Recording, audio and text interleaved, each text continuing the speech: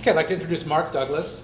Mark is best known for his books, probably The Disciplined Trader and my favorite, Trading in the Zone, which I had the privilege of writing the foreword for. I have to tell you, Mark's book, Trading in the Zone, really had a big impact on me because it deals with the mental aspect of trading. You can also find out more about Mark's products at markdouglas.com.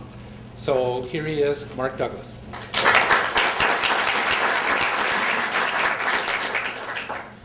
A lot of familiar faces. I'm just getting in front of the room. I'm kind of amazed, actually, how many people I recognize. It's pretty nice. What's that? What? You have to get the microphone volume turned up? Oh, you can't. You couldn't hear me just then? Really? Oh, I'm sorry. Oh. Oh, well, first of all, I don't think this microphone is on for you. This microphone is on for that back there. So I don't actually have a microphone. This is not amplifying my voice. So if I'm not talking loud enough, just let me know. Normally I talk loud enough. I don't know why I maybe started out. So anyway, it's nice to be here. It really is. It's nice to be. I flew in from Scottsdale, Arizona, and who read the paper today? Who read the Orlando paper? Nobody read the paper this morning? You did? Only one person? Yeah, there's an article actually in the Orlando paper about middle way through the front section talking about how hot it is in Arizona right now, or at least in Phoenix. People don't seem to believe just how hot it gets there, but I'm telling you, it really gets hot. It's like, how many people had the heat on last night in their room? I'm not kidding. I'm really not. Last week we had temperatures up to, if the news stations report the temperatures of being 116, that means there were 118 to 120. And we set a record last Monday for the highest low temperature in Arizona recorded history. It didn't get below 96 degrees. That was our low of the day, 96 degrees. Now, not to take anything away from Arizona weather, because 8 months out of the year, it couldn't be more heavenly in Arizona. I mean, the weather is absolutely spectacular, but we do pay for it. We pay for it this time of the year. And so, if you're interested in coming out to Arizona, I would definitely suggest it, late October through maybe April, but otherwise, this time of the year, be prepared for some really unbelievable temperatures. But this is what we need right here. We need this rain because we're in a really severe drought. But anyway, enough about Arizona. You guys want to know about trading, right? Trading psychology, more specifically. What I'm gonna talk about is the psychology behind creating consistency in your trading. And an interesting thing that I found even about 3 weeks ago, I did a presentation in Toronto, and there were probably about 100 people in the room, and I was really kind of amazed at how many people really didn't have a definition of what consistency was. Just think about it for a second, that they really didn't know what does it mean to really create consistency. Like when I asked the question to the audience, nobody really could answer the question. What is consistency? I mean, if you're going to create it, if it's something that you're going to manifest in your life, I mean, or in your trading, it certainly has to be something that you know what it means. You have to know the parameters of it. And I'm just going to simply define consistency as,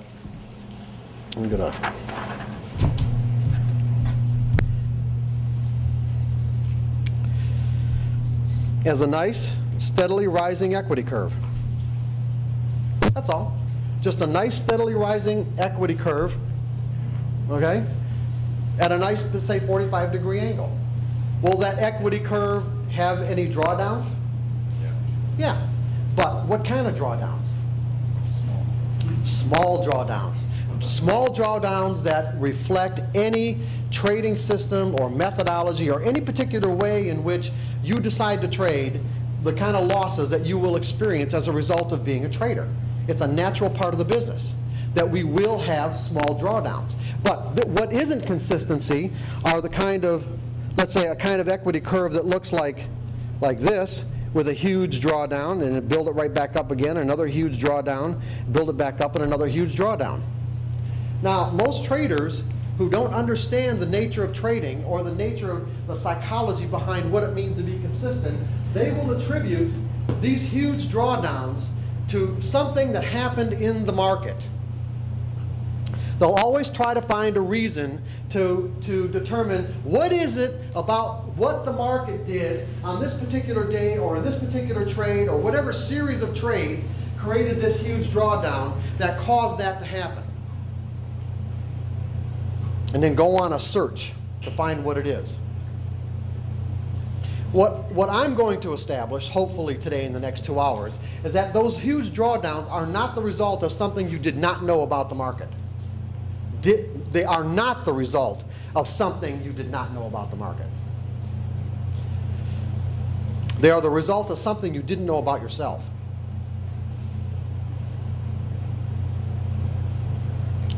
And there are ways to prevent that.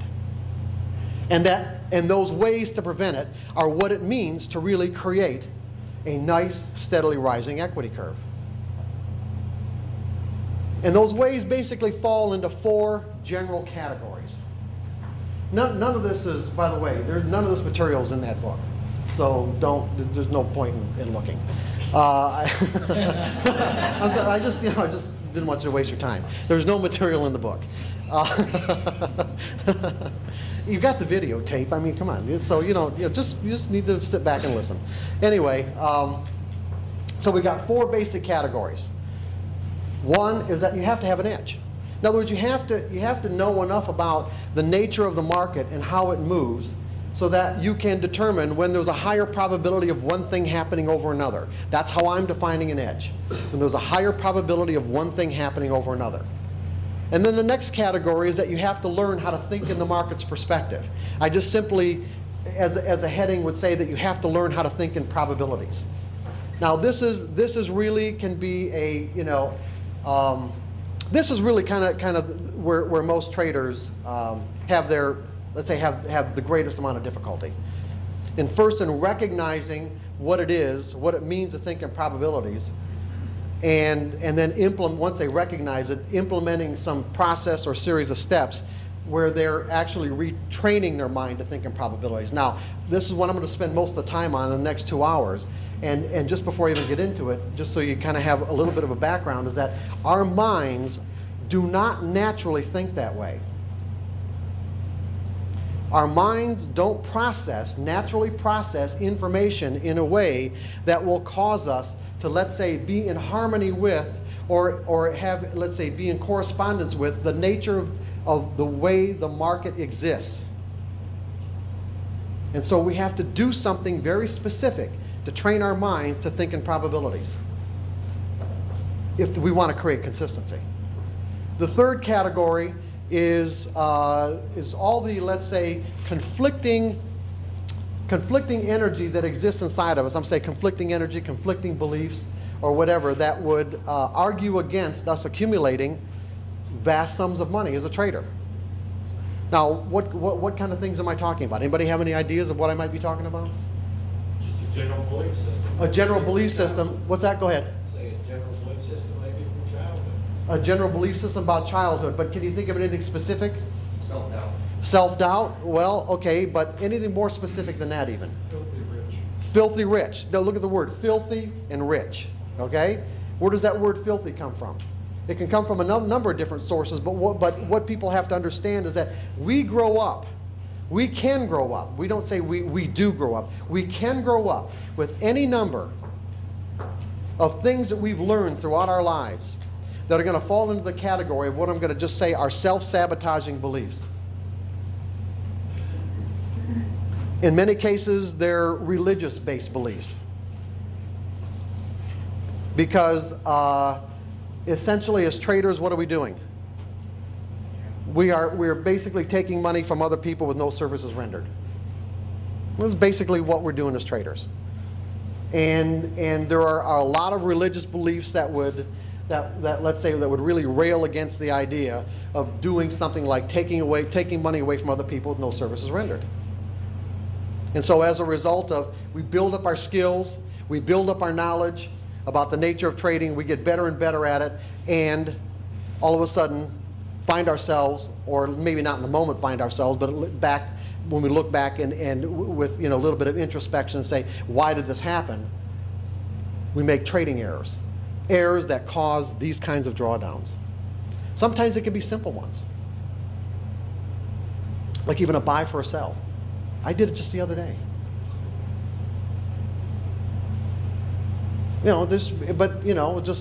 It didn't create a huge loss because I caught it, but the point is that if I wasn't conscious of what I was doing and why I was doing it in the moment, I could have very easily let that trade go, and it could have been more than what I anticipated.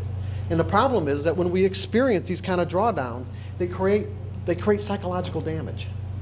They create the kind of psychological damage that's very difficult to recover from. Or it can be difficult depending on one's skill level and being able to do so. And what kind of psychological damage am I talking about? The lack of self-trust. We don't trust ourselves anymore.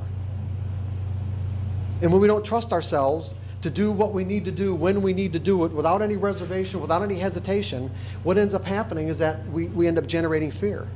And what we're going to find out in a little bit is that fear has a very insidious effect on our ability to be objective and see what the market is offering us in any given moment.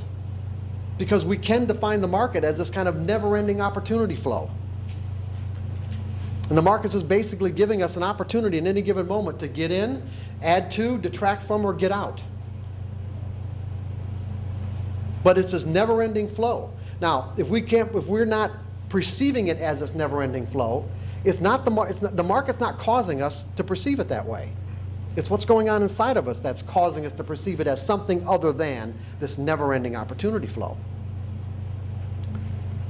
And those are the kinds of internal forces that cause these kind of drawdowns. That's the third area. The fourth area is learning, let's say, building a specific kind of mental framework that will allow you to recognize when you've crossed through the threshold of euphoria, let's say from normal confidence to overconfidence, or from normal confidence to a state of euphoria. In other words, there is what I'm going to call a psychological threshold. Below this threshold, you're just confident. Once you pass through it, you're in a state of euphoria. And why would being in a state of euphoria be a problem? What's that? Loss of objectivity. Anything else? Feeling invincible. Why is feeling invincible a problem when you're interacting with the market? Everybody understands the implications?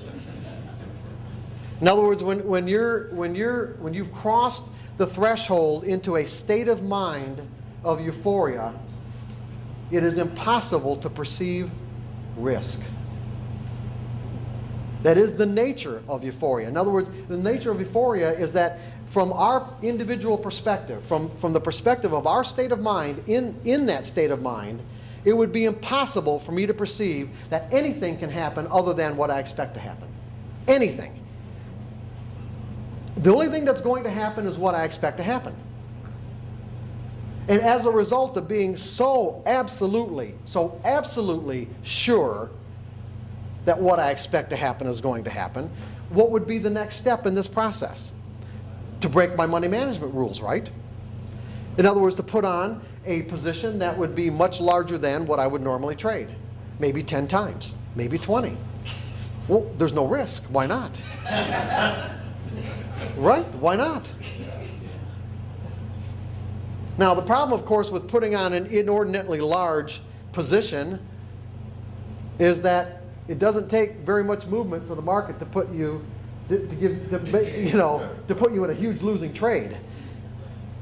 And the problem there is that if I've got this huge position on with being absolutely positive that it's going to work, and then the market just goes against me by just a little bit, I can go from this state of euphoria, from this state of, let's say, in essence, heaven on earth, to a state of extreme agony and pain of hell on earth virtually instantaneously. Can I not? And then once I get into this state of mind right here, I will be in mind freeze. My mind will freeze up. I'll be, let's say, paralyzed to do anything, and I just sit and watch as the market takes my money away. until something snaps inside of my mind, so okay, that's enough, and I get out. And then I look back at my equity and I see one of these huge drawdowns, okay, and I think, oh my God, how did that happen? Now, if you don't understand the underlying dynamics of what I've just talked about, you're gonna go look at the market, and you're gonna try to find what happened in the market that caused that. What set of variables, what set of market variables caused that to happen? You see, the market didn't have anything to do with it. Nothing. To create consistency, in essence, what we have to do is learn how to trade without making errors. Does that make sense to everybody? Right? But then what is a trading error? Okay, if that's the case, everyone said, did everyone nod their head? Yes, yes, okay. We're not, okay, it makes sense, right? To create consistency, I have to reach higher and higher levels of error-free trading, right? There's a correlation there. In other words, everyone sees the correlation, right? But then if I said, okay, what are trading errors? List them. What? Not following your rules is a trading error. Okay, good. See, but these are things you should be able to, whoa, well, right off the top of your head, right? You guys are all in the business of trading. Every single one of you would probably say, yes, my goal is to create consistent results. If I said, what do you want? What's your objective? What are you trying to accomplish here? Well, I want consistency. And yet if we just established that consistency is a function of the lack of errors, you should be able to rattle off those errors right off the top of your head so that you can recognize them when you're making them. Right? What's the biggest error that virtually all traders make, except for the ones who have gotten to the point where they don't make them anymore?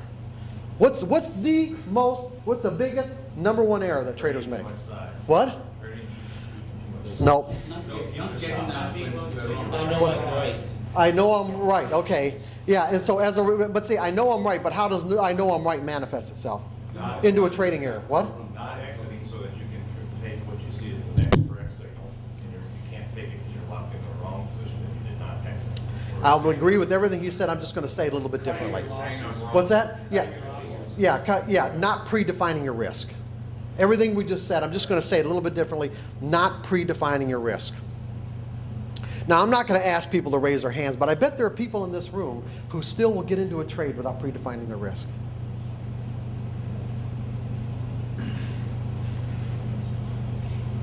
Now, why won't people predefine their risk? Why is that so hard to do? Why do you think that's so hard to do? What do you think of the underlying dynamics are? Well, yeah, you don't want to be wrong. Now, see, when you've learned to think in probabilities, what you're going to learn, what you're going to understand, is that trading is not a right or wrong endeavor. It has nothing to do with being right or wrong. But this is really important. Yes, we don't want to be wrong, and we don't want to lose money. And there's a problem here in terms of the way our minds are designed to think. If I think of trading, getting into a trade, as being something I can be right or wrong about, and I have not accepted the risk, meaning I have not accepted the dollar value of the potential loss that I can incur from that trade by not predefining it, or by predefining it still not accepting it, then my mind has the potential to associate whatever's happening in the market now with something that's happened in my past.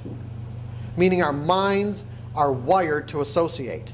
Meaning that if I haven't changed the way that I think about trading, I have the potential to look at any given trade as, well, let's say any given trade has the potential to tap me into the accumulated emotional pain of what it means to be wrong, or every time I've been wrong in my life.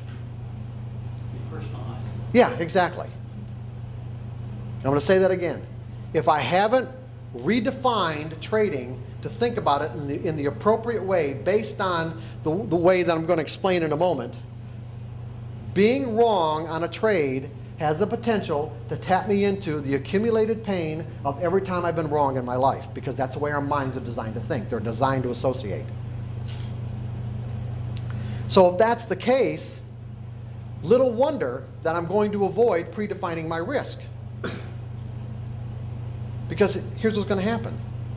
For me to predefine my risk, see, I don't want that to happen. I don't want to be in that state of pain. For me to predefine my risk, what do I have to do?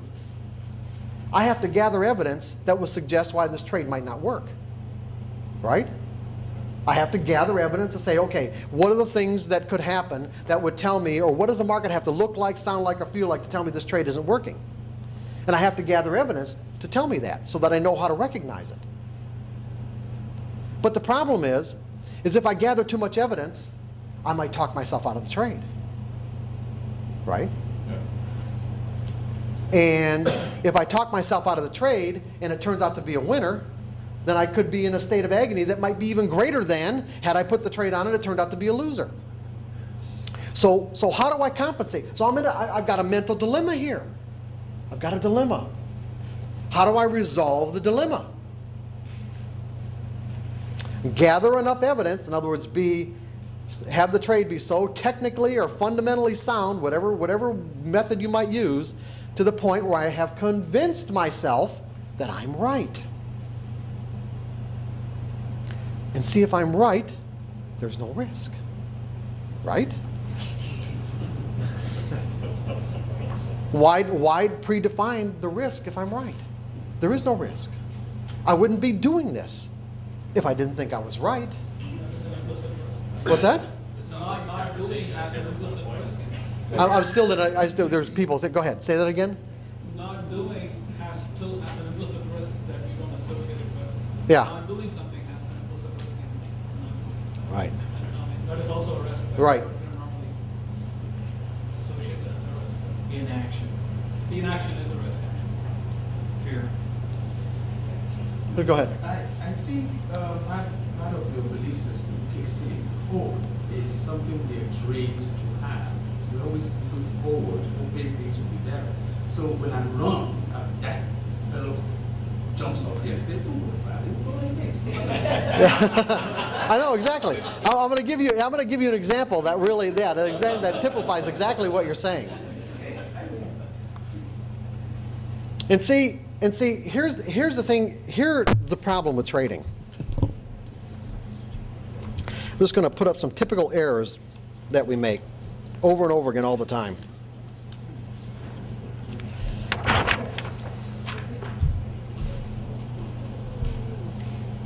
Let's see if we can we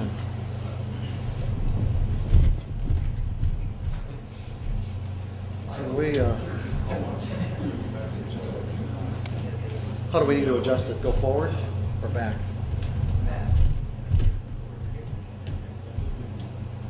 Well, I'll just move it up a little bit.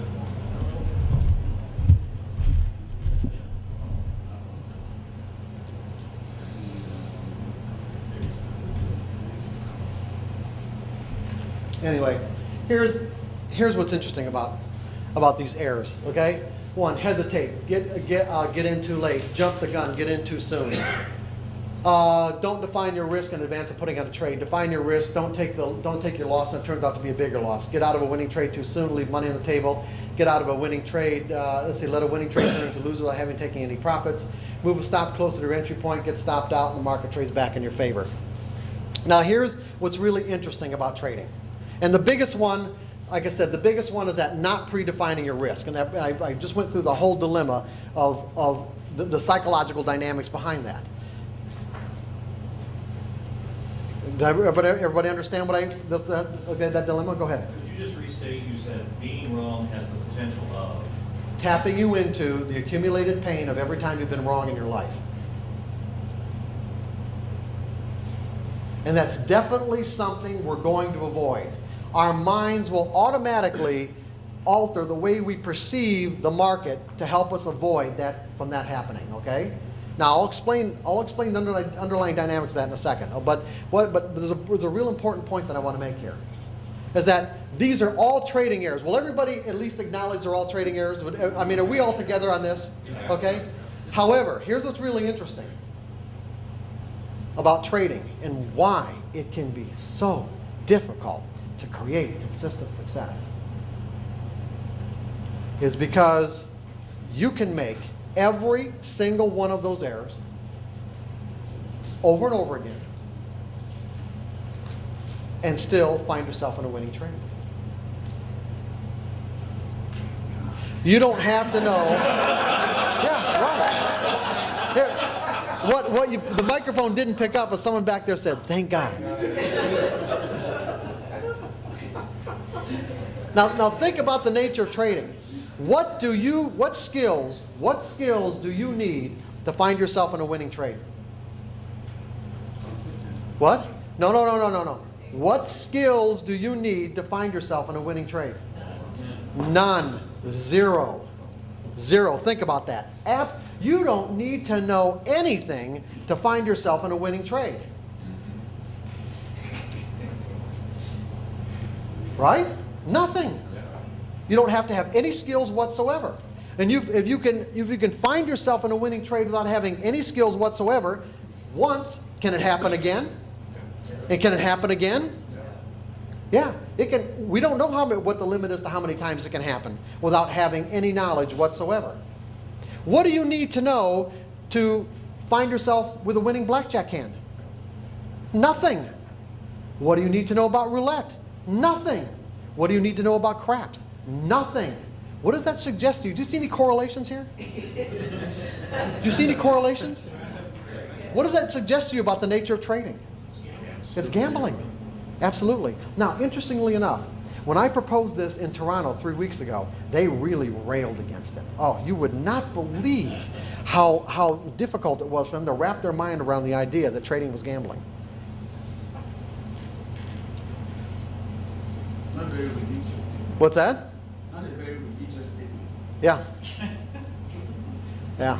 And interestingly enough, to really be consistent, to create consistent results, you have to acquire a mindset that is really consistent with the kind of mindset that a good, not a compulsive gambler, but a professional gambler would have, or the kind of mindset that the casinos have. Does that mean that kids living in Las Vegas? I don't know. I mean, because look at it. What do the casinos do? They spend billions of dollars building these grandiose hotels. They have to, now think about this. They have to justify spending that kind of money.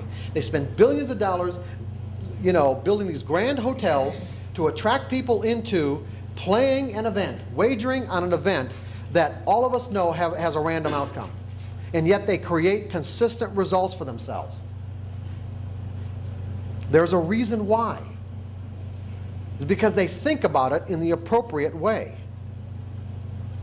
As traders, if you can learn to think about this in the appropriate way, you can become the casino. Because your technical analysis will put the edge in your favor. You will get an edge. But if you can't use that edge appropriately, meaning that if you consistently make these errors or any other type of errors, you will not create consistent results. You will create random results. And the problem with creating random results, even though it can be a lot of fun, because you can end up on huge winning streaks.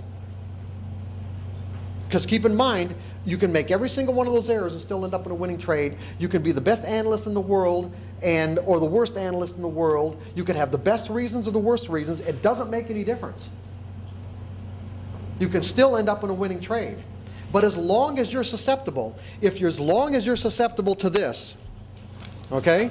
As long as you're susceptible to these huge drawdowns, you are creating accumulated psychological damage that will have an enormous impact on your ability to make consistent money.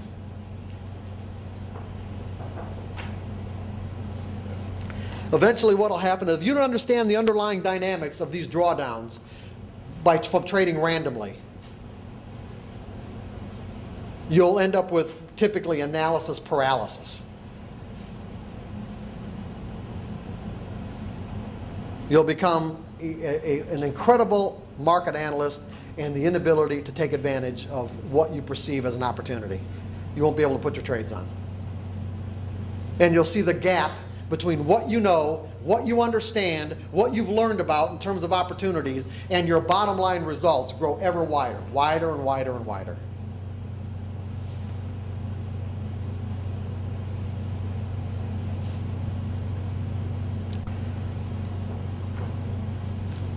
So are we kind of ready to get to the way we need to think to, you know, if I kind of set this up all right for you guys? So where do we want to go? What do you guys want to know now? What? I used to go to Vegas for 13 years with the shopping center convention. With you say the shopping center convention? Okay. I never put one nickel I never gambled the entire time I've been trading full time for 6 years, putting much more than a nickel in. Is there something really sick about me, or Sick? No, maybe I get this answer later. Well, no, I'm going to say no. I don't see the correlation between why you think because you went to Vegas and didn't gamble. I mean, why you think. I mean, I can think of That's things. gambling. This is not to me.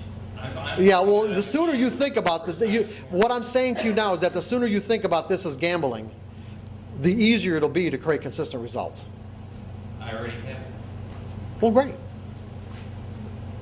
Yeah, if you know, so why would you say that there was? Why do you think that there was some sort of sick implication then? Well, because I was afraid of the risk of gambling in Las Vegas, but I'm not afraid of the risk of trading. Okay. If you've accepted the risk, that's one of the key issues right there. One of the reasons why people have such a difficult time and make these errors is because they have not accepted the risk.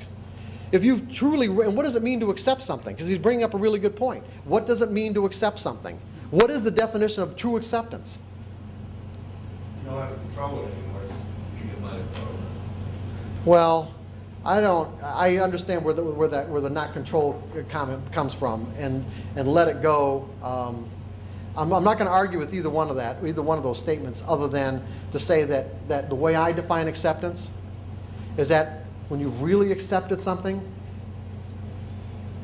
you've reconciled it, meaning to the point reconciled it where there's no potential for anything else inside of you, meaning inside your mental environment, any belief that you've ever acquired to argue against what it is that you've accepted. There is no conflicting energy. Not something you have to rationalize away or justify or anything else. True acceptance means there's no conflicting energy. And essentially, as traders, of course, what we have to do is get to the point where we've accepted the risk of trading with no conflicting energy. Because if there's anything else inside of us that argues against what it is that we're doing, for whatever reason, it will create some degree of fear, and to whatever degree of fear that we're operating out of will narrow our focus of attention and take us out of a state of objectivity, or let's say take us out of this constant opportunity flow that the market's offering us. We'll be further and further away from that flow.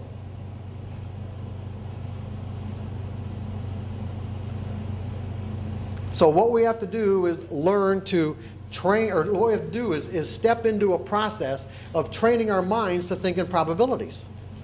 Now, what exactly does that mean? How do we know that the market exists from a probabilistic perspective? How do we know that it's even gambling in the first place, based on however it is that we're going to define gambling? Isn't gambling, let's say, an event, a game that has a random outcome? Does trading have a random outcome? There's no difference, is there? And how do we know that trading has a random outcome? How do we know that whatever particular way that you might define your edge, meaning whatever methodology you use to determine this is a time to buy and this is a time to sell, or vice versa, or this is a time to get in, this is a time to get out, this is a time to take profits, this is a time to add to or detract from your position. Whatever that is, how do we know? How do we know for an absolute fact that there's a random outcome? It's not a guaranteed result, Yeah, but how do you know that? because the market moves after you get out. Understandably, yes, the market moves, and what's creating that movement? No, you, the randomness. No, well, no, but what's creating the movement? Buyers and sellers. Other buyers and sellers, right? So if you decide to buy at this point right here, what is now required for you to find yourself in a winning trade? No, what's that? Yeah, there has to be more buyers, right? Someone has to be willing to bid the price up further. What's that? Yeah, someone has to be willing to bid the price up further. If you buy, someone has to buy after you. If you sell, someone has to sell after you. If those people aren't there, then you're not gonna find yourself in a winning trade. It's that simple. If those people aren't there, you were the last buyer, right?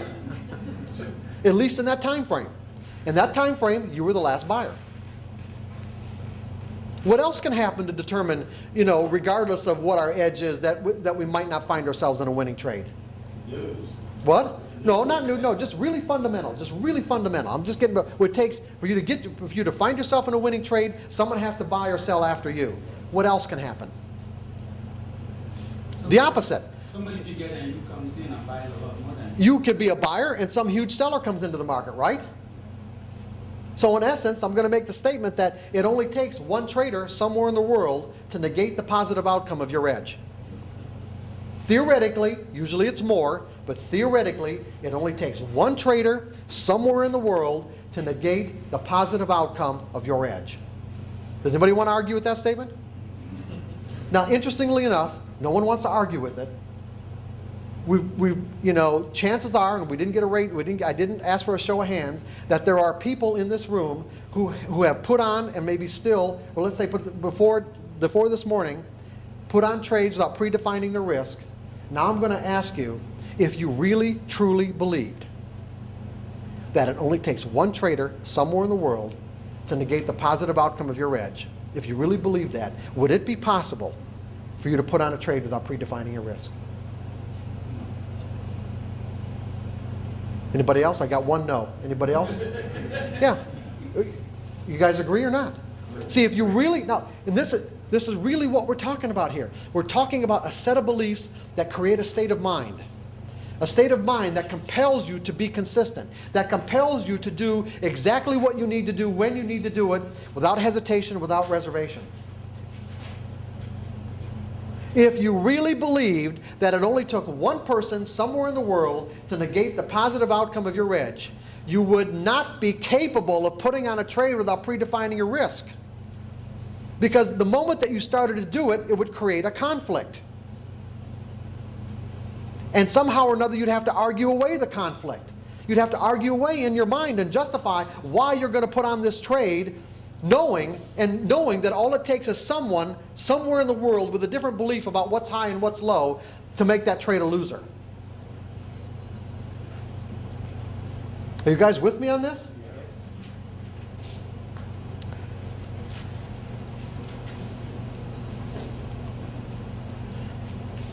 How many people in this room have ever played slots?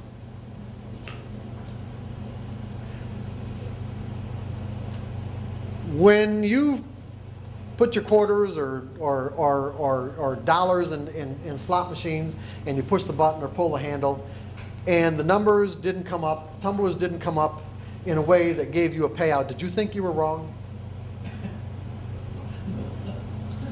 Why? So I accepted the risk. You accepted the risk, and what else? What other reason? Why? Next time. Next time? Okay, and what other reason? I got 2 sevens instead of 3 sevens. Because I have no control. Because you have no control? Okay, what other reason? These are good. All good reasons. What? What's that? You were willing to lose money? That's accepting the risk, but there's another reason. Didn't expect to win? No, not necessarily. You expected the winner, you wouldn't put the money in. What else? Random outcome. Yeah, you believe in random outcomes. Your belief in random outcomes prevented you from making the connection about being wrong.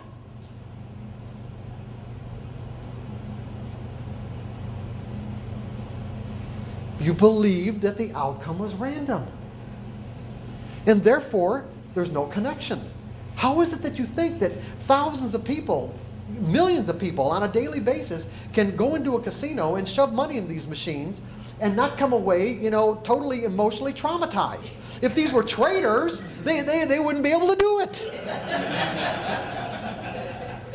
If there were traders sitting there with the kind of mentality the traders have sitting in front of these machines, it would be impossible. You guys would be walking away completely traumatized.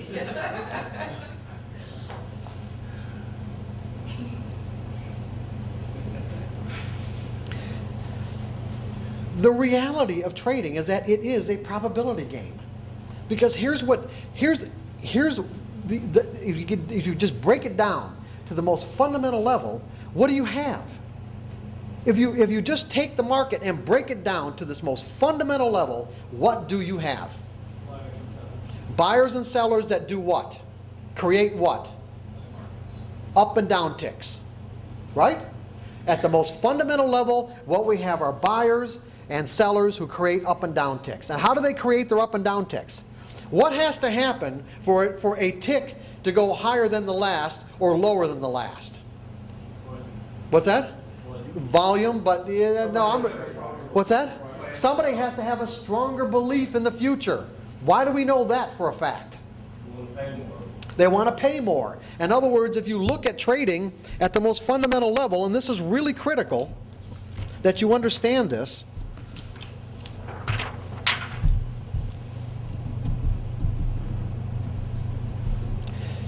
If 9 was the last price, there's only two ways you can make money in trading.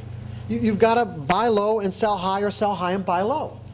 Now, if 9 is the last posted price, what's low?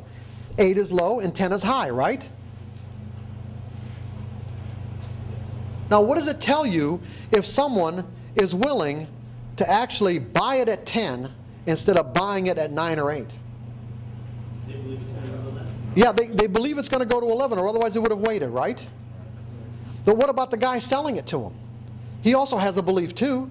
He wouldn't be selling it to him if he didn't think that the next tick was going to be 9 or below. So what you've got is you've got two conflicting and competing forces in every single trade. Both traders are doing it to make money. Both traders believe they are right, or they wouldn't be doing it. But what's the difference? One has to have a stronger conviction in their belief, because they are willing to do the opposite of what they have to do to make money, at least in that moment. The opposite is they are buying high instead of buying low. They are creating movement. They are actually stepping up and creating movement where the guy on the other side of the trade is passive, doing exactly what he thinks he needs to do. He's selling high relative to the last price.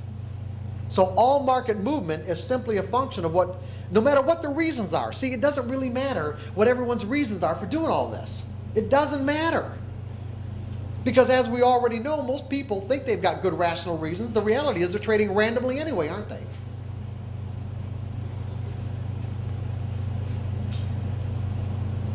So what it all boils down to is all market movement is a function of what traders believe about the future and how convicted they are, how their degree of conviction in their beliefs.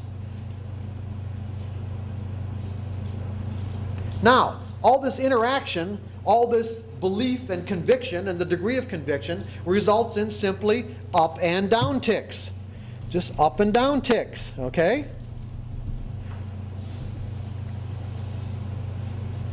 Now, what technical analysis has done for us is basically help us recognize that there are patterns in the group dynamics. In other words, you've got a finite number of people who are interacting together day after day, week after week, and they will create behavior patterns. The dynamics here aren't any different than individuals who will respond in exactly the same way under the same conditions or circumstances over and over and over again. Groups do the same thing. They create behavior patterns. So the ticks, so we got individual ticks that form into these larger patterns, and these patterns we have found repeat themselves over and over and over again. Right?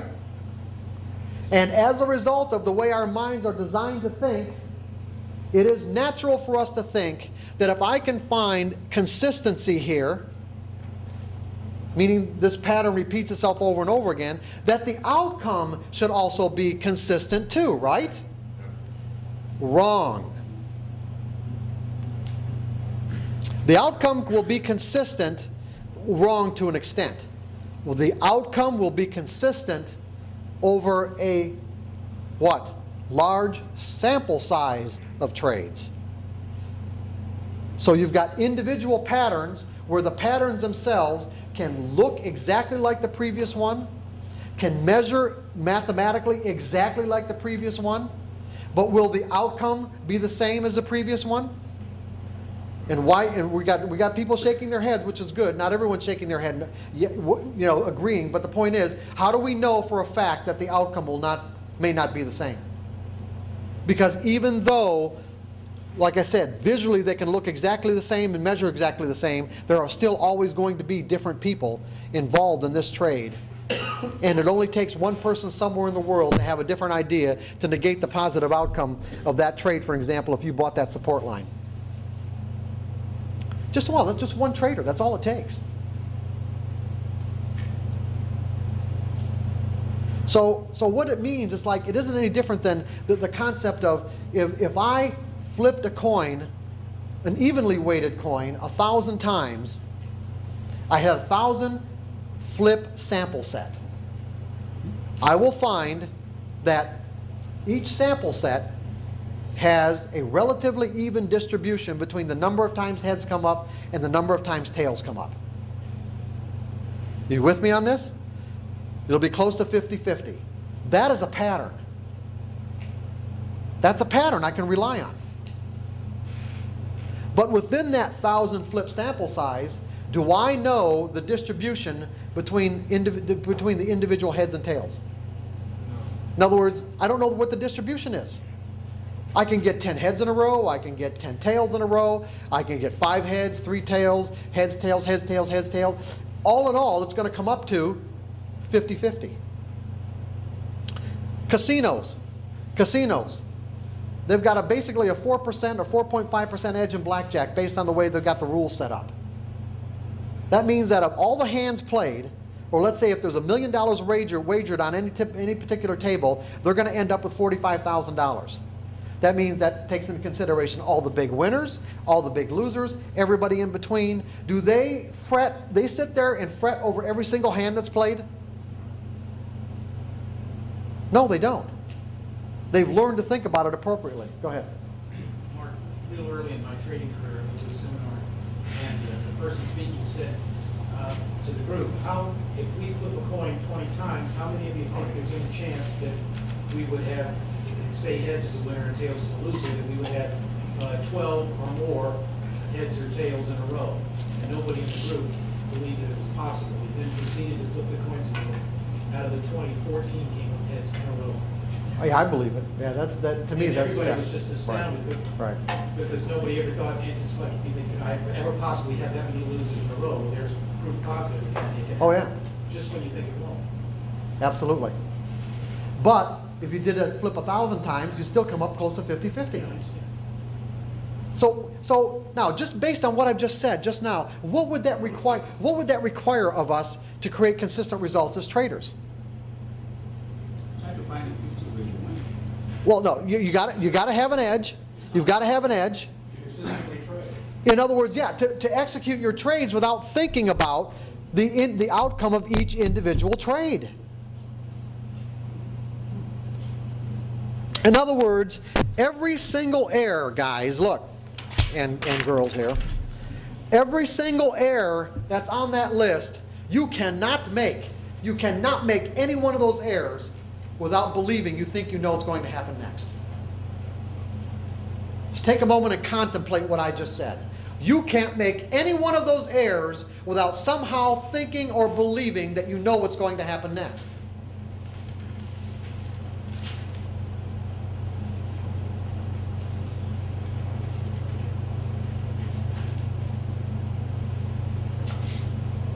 And that's why you can't create consistent results if you're not creating consistent results.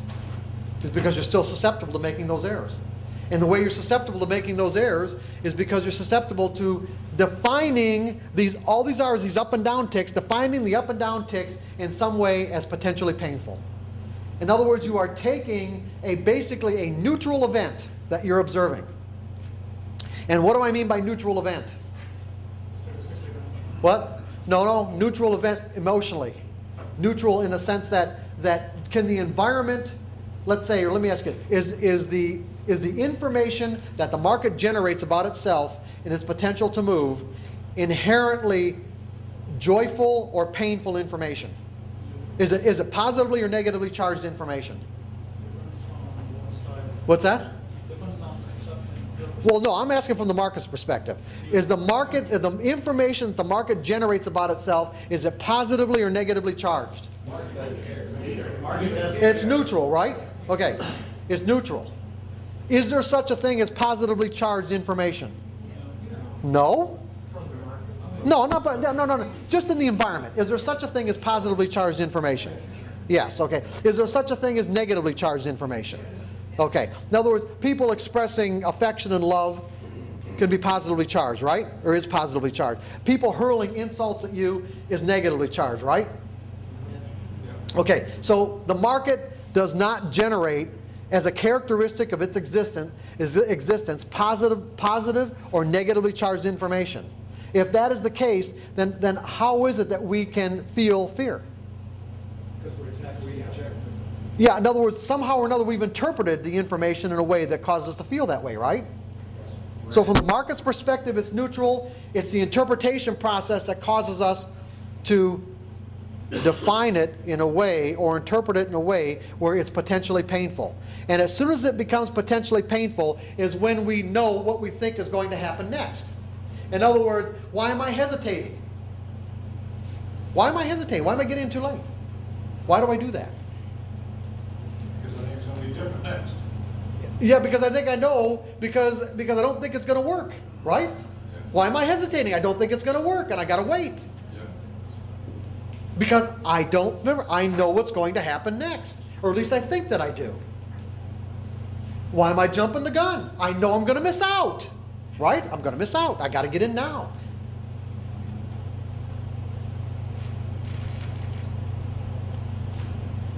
Why don't I predefine my risk? Yeah, I know I'm right. I practiced it. What? I practiced it for 10 years.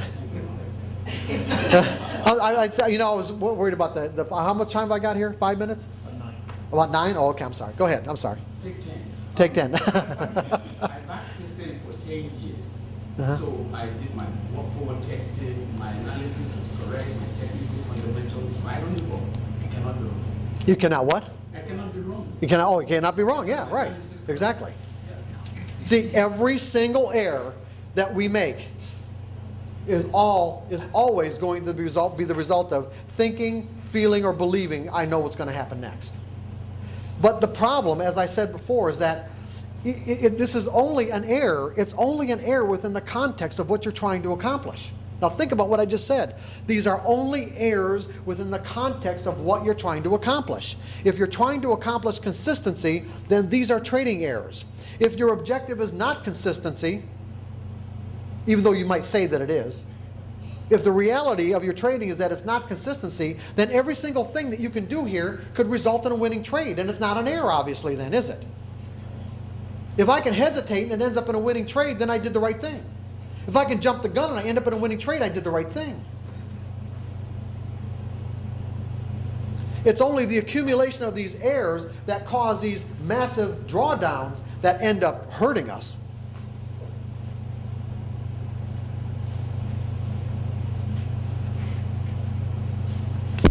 Okay, so what we have is the market works the same way in terms of let's say trading works the same way in that we've got patterns, the patterns repeat themselves, but the outcome to each individual pattern is random. And we know that because there are always different participants making up any particular pattern that might look, sound, or feel or measure exactly the same as the last time that it occurred in the market. Which means that there's always a risk. It's just like a number of you people have read Trading in the Zone. Remember the example I used in Trading in the Zone about working with a trader who came to me for consultations, and he was like a really terrific analyst, but he never made money as a trader, and he blew through a bunch of his family's money and his friends and anybody he could talk into opening up an account for him. And so after going through a lot of people's money and a lot of people being pissed off at him, he came to me for help, and I said, hey, look, you've got a number of different issues here that you're going to have to work work through that might take, an extended period of time. Why don't you get a job doing something, that someone will pay you for, and and earn your money legitimately. And so he got a job as an analyst for a clearing firm in Chicago.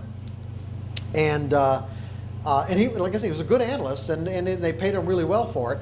And so the president of the firm, who was a retired grain trader, never traded, using technical analysis. He was always down in the soybean pit. And traders, the way traders make money in the pit, especially locals that they trade, their mentality and the way they trade and how they make money is very, very different than making direction-based decisions off a screen. But anyway, so in fact, it's so different that you almost really couldn't classify the two as being trading. The guys in the pit would say they're traders. The guys on the screen would say they're traders. There's such a vast difference between the two that one of them can't be trading. But anyway, you'd have to call it something else. You'd have to just call it something else. But anyway, so he sat down with the analyst and to learn about this mysterious technical analysis, and that's exactly what he looked at. It was somewhat mysterious, and the analyst would always talk in real definite terms, very arrogantly, like, okay, this is going to be the high of the day, this is going to be the low of the day. So in one particular day, the market was trading in between what he said was going to be the high, going to be the low, started drifting down to the low, and so the chairman said, hey, so this is going to be the low of the day, right? He said, yep, that's right, this is the low of the day. So he picked up the phone right next to him with a direct line to the soybean pit and said, sell 2 million bushels at the market. And the soybeans dropped 10 cents in a matter of, like 5 seconds. And the guy's looking like, what the hell happened? Okay, random results. That was the pattern that he was looking at told him that was supposed to be the low of the day. All it takes is one trader somewhere in the world to negate the positive outcome of your edge. Okay, but the reality of trading or thinking in probabilities has to do with 5 fundamental truths about the nature of the market and trading.